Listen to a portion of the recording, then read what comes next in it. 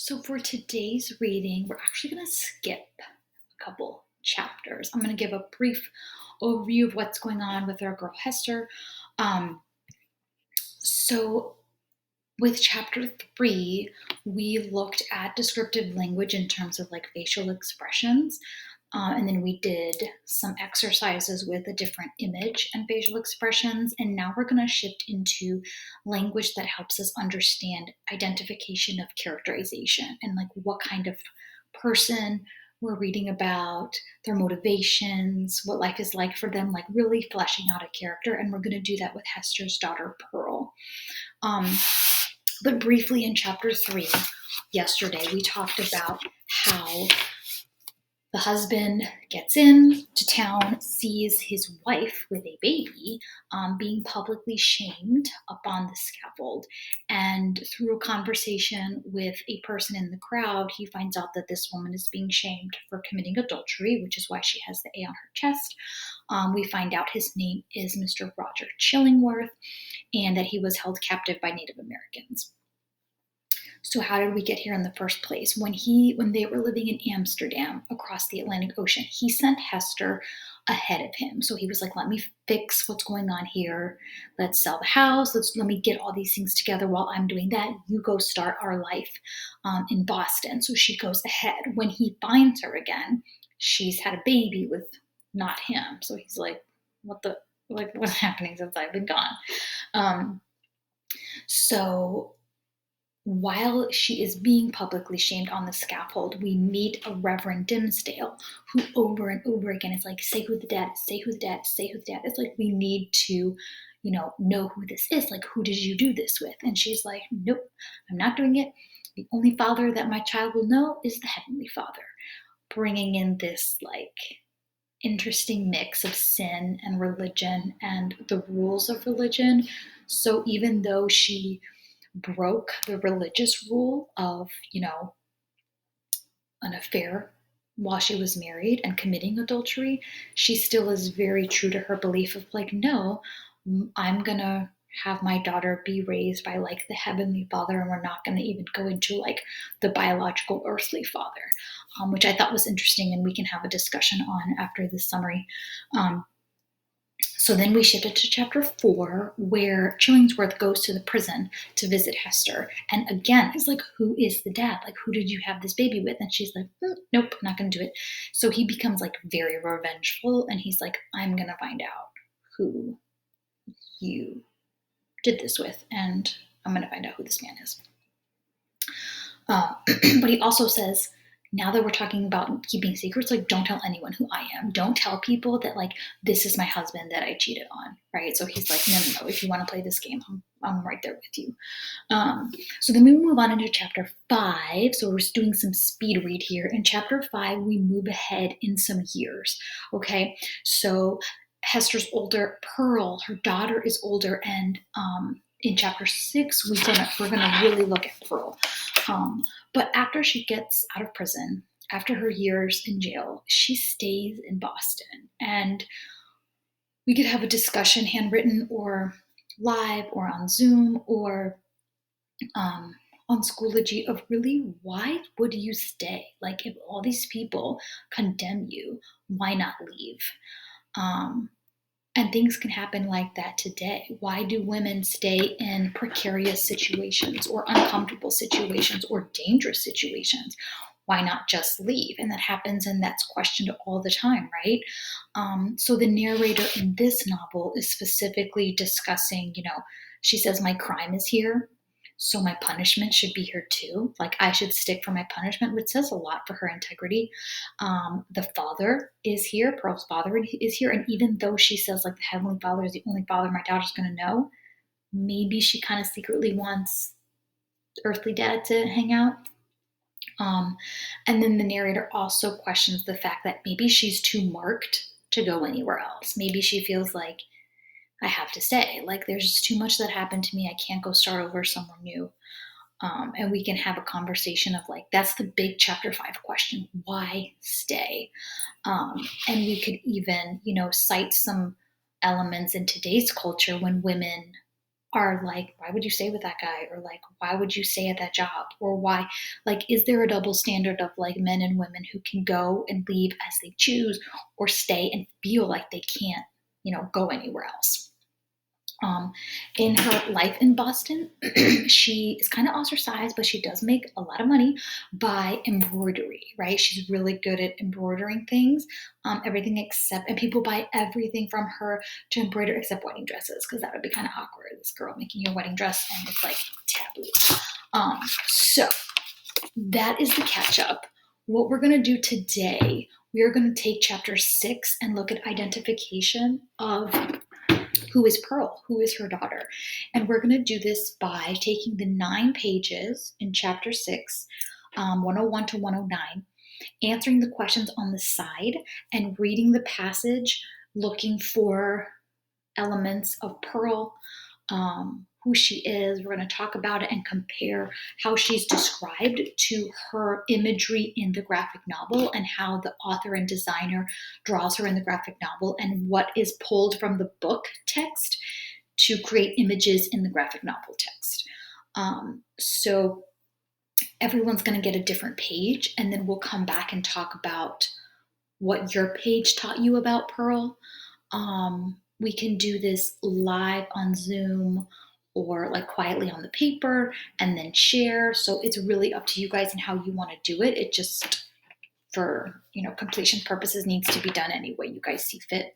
So I'm doing this on Cami, and I'm going to do the first page and answer these questions to the side. If you guys have the Cami Chrome extension, we can do that. But also the printouts are available for you guys to just be underlining here. So the opening page of Pearl, remember she's older now.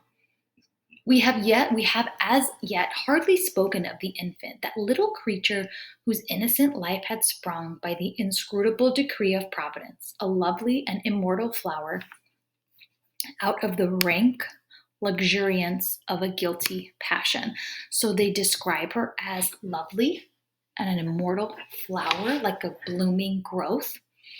But she came from rank luxuriance of guilty passion. So passion that was not deemed acceptable, right? It wasn't of the passionate relationship of a husband and a wife. It was like sinful and rank from the affair.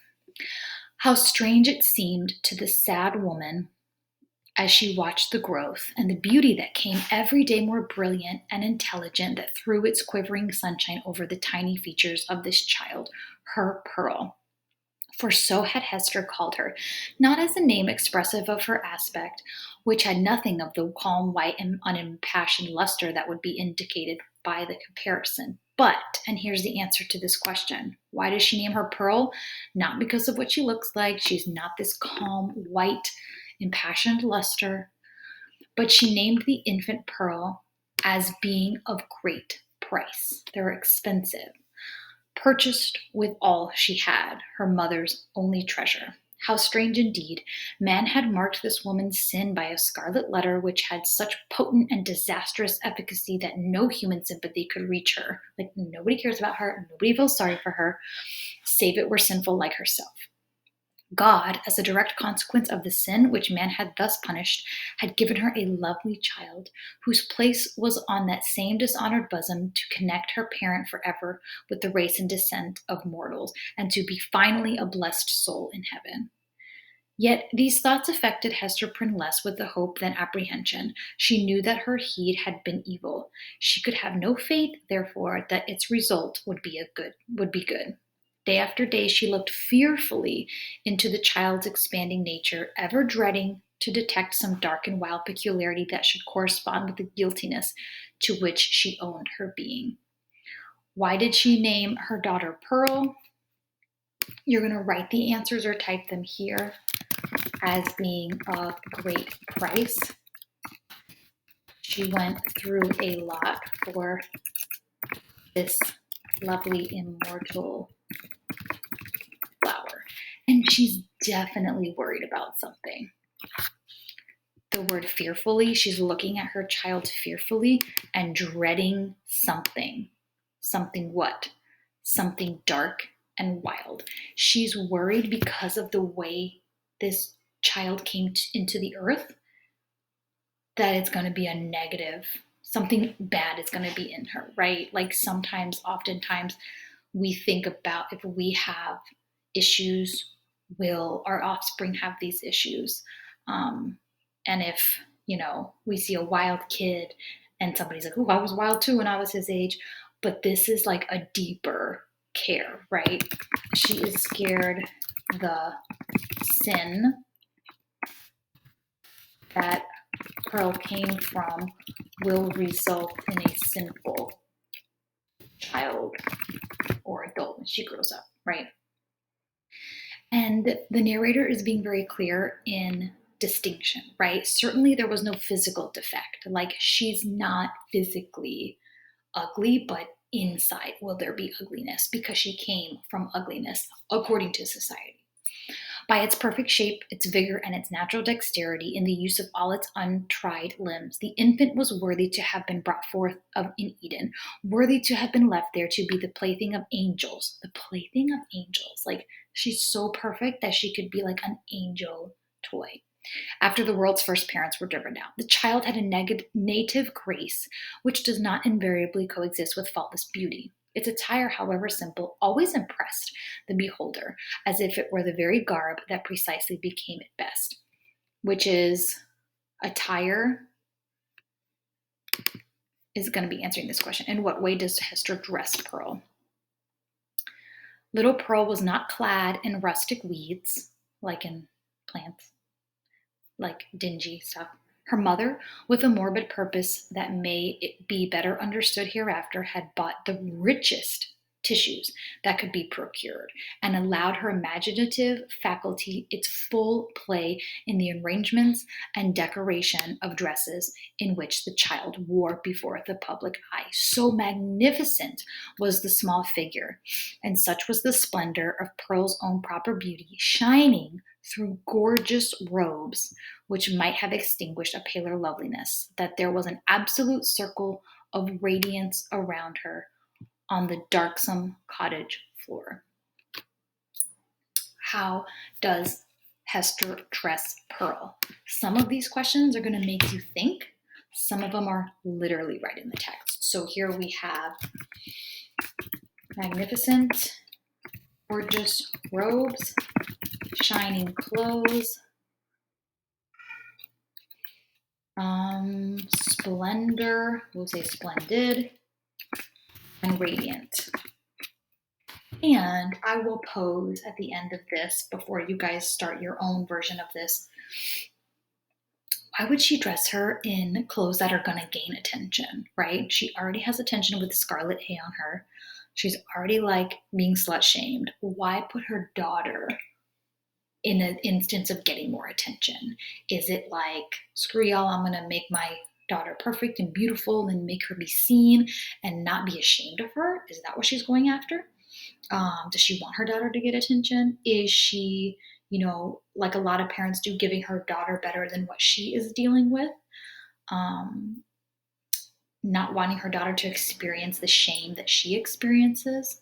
So this is a conversation we can pause and have now. This is a conversation that could be a potential discussion question. But I wanted you guys to go through with me what you guys are going to do now. There's a couple questions on each page. Everyone's just going to get one page to go through. This could be with a partner. This can be independently. The language is tricky. You listened to my cadence. I'm reading slowly. I'm fumbling with my words a little. It's totally okay. And we will come back together at the end when we've given the allotted amount of time. We could talk about how long this might take us, and come back together and answer all these questions together in order to really understand Pearl and how she's really attached to mom and an extension of mom, but her own person too. And how does society view her as her mother's sin or mistake or beautiful, extension of herself? It could be a positive light, a negative light. And then how do we view kids from mothers today, right? A lot of times the moms are to blame and the dads are like, yeah, I'm like, there's no blame on dad. So we can have that conversation of family dynamics then and family dynamics now, after we go through and everyone will answer their questions. And I highlighted, so if you want to highlight elements of Pearl, you could do that. And if you want to underline, that works too. So we're really, step one is like reading your page for elements of Pearl and answering the questions, and then we'll come back together.